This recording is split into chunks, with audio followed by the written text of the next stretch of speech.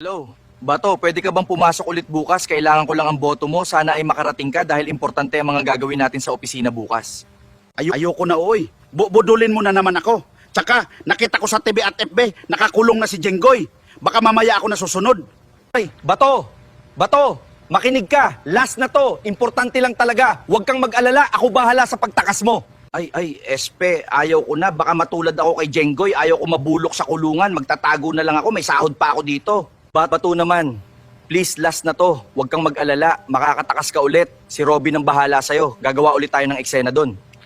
Nako, Espe, ayaw na talaga. Baka madapa na naman ako sa hagdan. Nakakahiya yun. Kayo na muna bahala dyan. Basta magtatago na lang ako dito. Hello?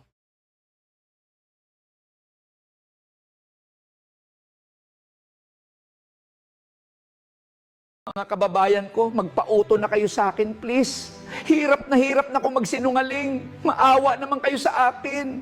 Sa ayaw at sa gusto nyo, blue ribbon pa rin ako. Ako na hawak ko ang basta hawak ko yun. Hindi ko maintindihan.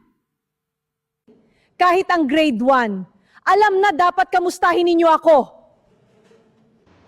Tahimik lang kami. Ako rin tahimik lang. Malapit na kasi lumabas arrest warrant ko sa ICC.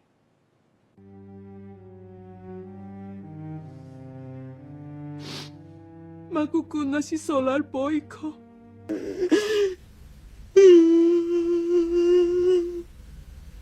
Mga kababayan ko, magpauto na kayo sa akin, please. Si Laila de Lima po, lagi po yan sa townhouse. Gamitin po sa boss. Then, katapos po niyan, ganoon din po, may dala-dala na po yan. Kuha niyan, Your Honor, Quadcom. Kailangan nating i-clarify muna, kasi yung pagkabanggit nyo kay Congresswoman Laila de Lima, kasama siya sa mga congressmen ng 19 Congress. Hindi pa siya congresswoman noon eh. Bakit siya kasama rito dun sa listahan ninyo sa paragraph 43? Yan po yung, siguro po may ilses po kami dyan. Mr. Chair,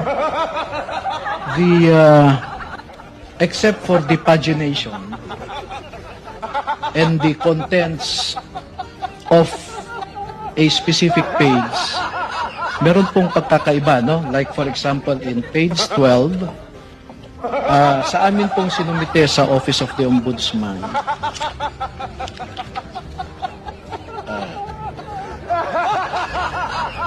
page.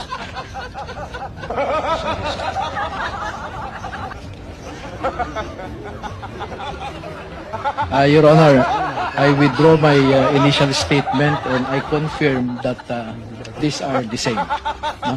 Pareho lang, attorney. Opo, hindi ko nakita kasi yung isang page kasi nakalimutan ko yung salamin ko sa sasakyan. Okay.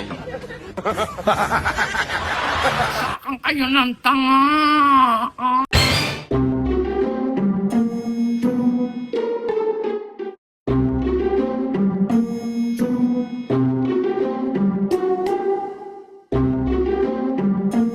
Mamimiss ko kayo. Akala ko hindi ako makukulong.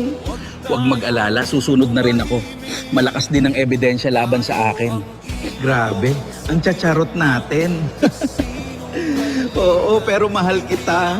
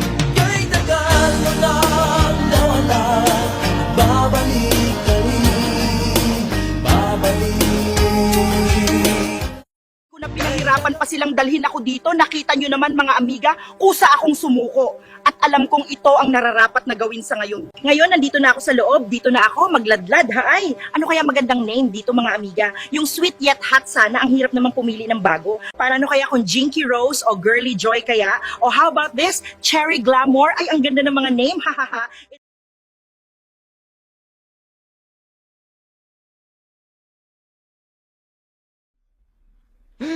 Sinigawan kami ni Kiko.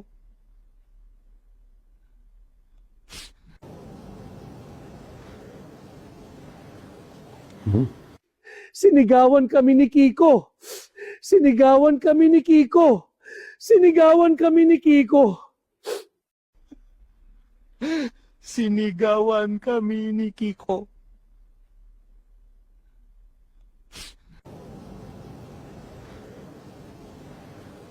Hmm?